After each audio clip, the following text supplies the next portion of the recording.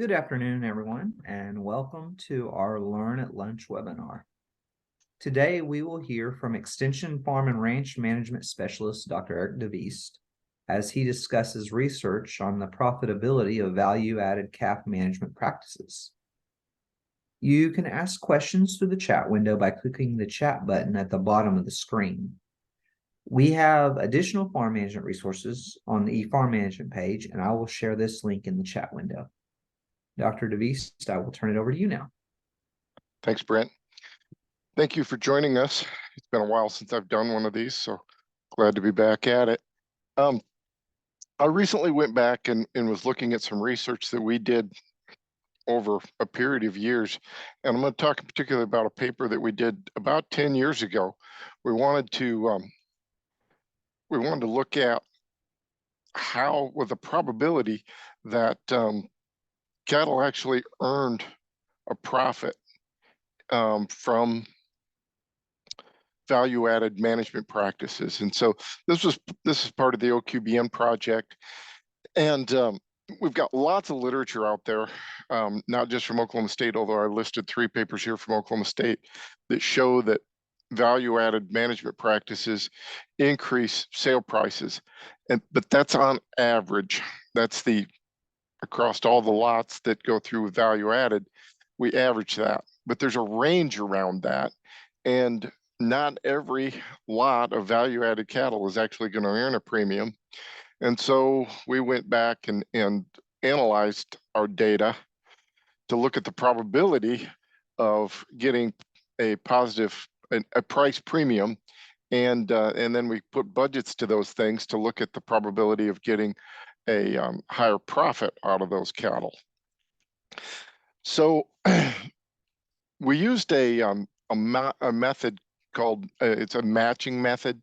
And so when we look at a practice or a bundle of practices, what each lot of cattle say that went through that was dehorned, the technique looks at a lot that's similar to each lot of dehorned cattle, and so which one's closest to it, but not dehorned.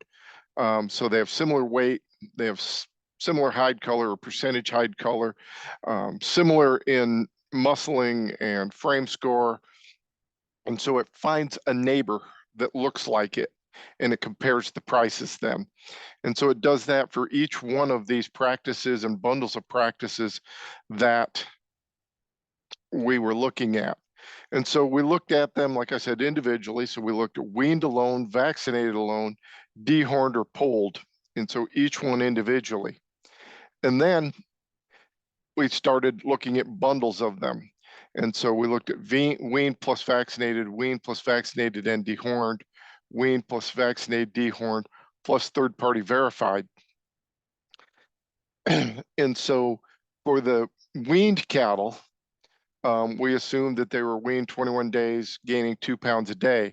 If they'd gone through a VAC 45, we assumed 45 days with 2 pounds of gain for our budgeting. And so we actually put cost estimates onto each individual practice and then bundled. So if you were running them through the chute anyways, dehorning, if you were going to vaccinate them, they're already in the chute, that got a lower cost than vaccinating. Weaning, we didn't put a high cost on because you got to round them up anyways and sort them off of the mamas. So this is the budget that comes out of our little paper.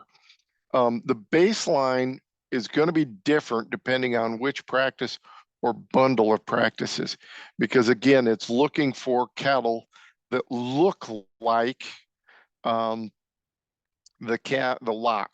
And so the third-party verified cattle actually were the lightest weight. And so you see the baseline revenue is comparing them again to the lighter weight cattle and comparing them to that. And so the baseline calf, an unweaned calf, not vaccinated, not dehorned, obviously not third-party certified, that is the lowest calf because that's what the VAC 45 calves were.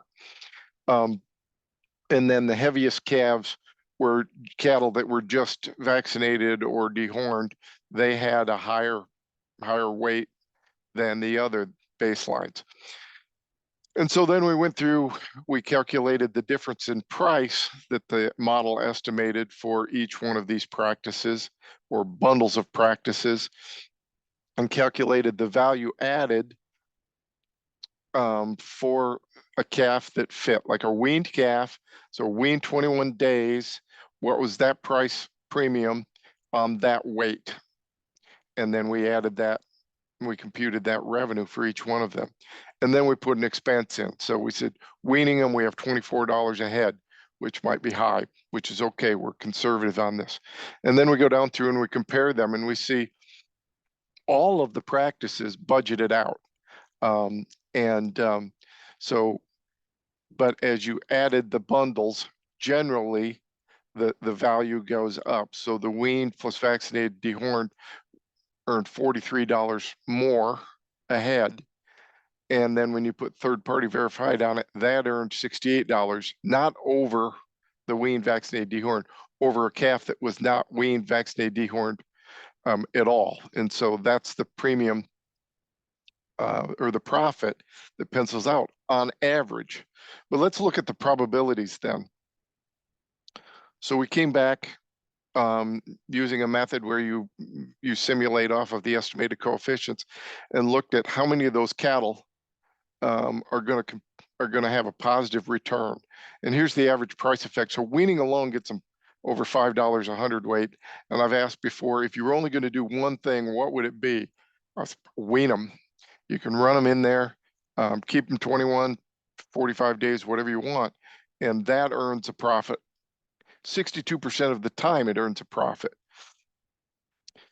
And as we go on down, we see that as we get to some bundles, weaned and vaccinated, 60% of the time, weaned, vaccinated, dehorned 68% of the time, and then certified had the highest average price effect. So they earned $12.46 a head more, a hundredweight more, and 79% of the time earned a positive return. So why don't all of these cattle in particular, I'm gonna focus on these certified cattle, but it applies to any one of the categories. Why aren't all of them earning a profit? And so there's reasons for that. Breed and phenotype still matter. And so if we think about who's in the sale barn for buyers, we can think about a segmented market here. You've got guys that are looking for cattle that are all but ready to turn out. These are the guys that are going to be buying value-added cattle. So they want to get a potload of Angus or red Angus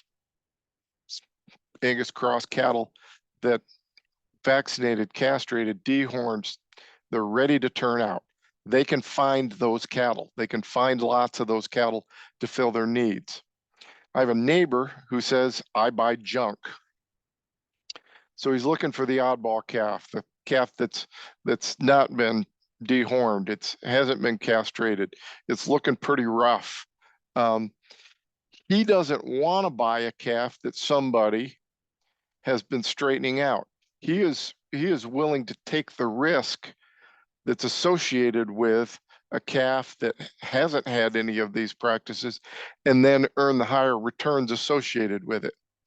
So he'll take cattle that have been castrated, vaccinated, dehorned, certified, if he can get them at a low enough price, but that's not what he's looking for.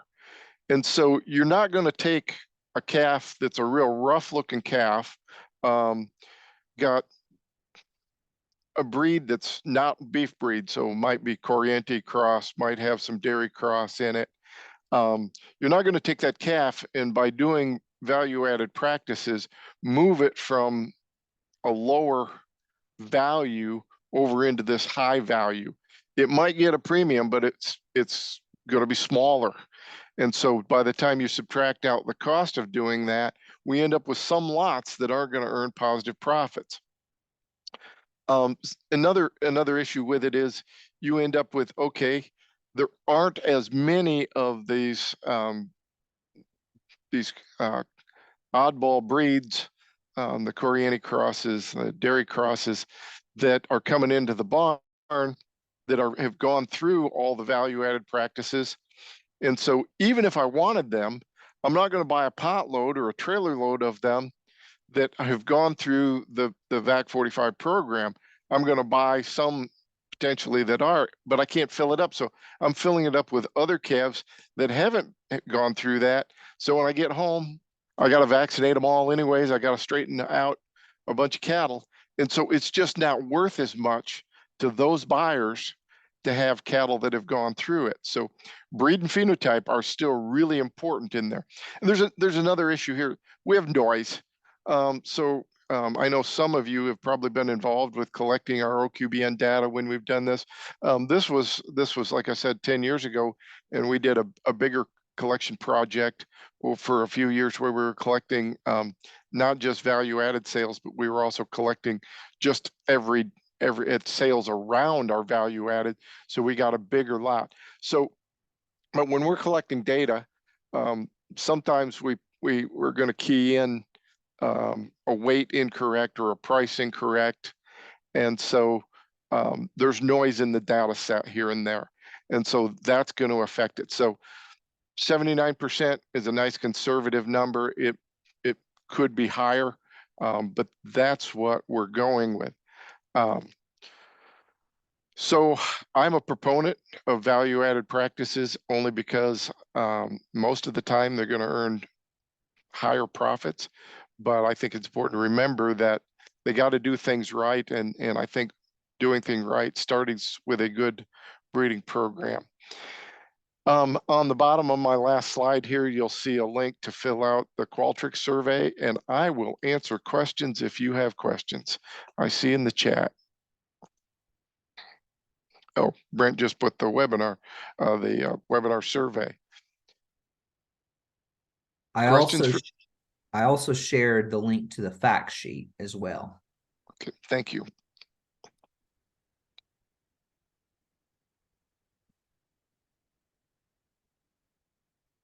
If you have any questions today, you can always email me or call me. And people are able to unmute themselves and or ask through the chat to ask you questions.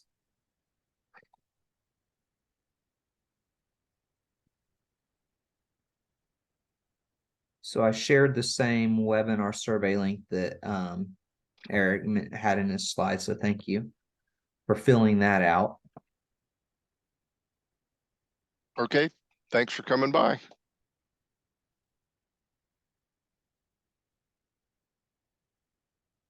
And I'll stick around till No one's left. there's something kicking off.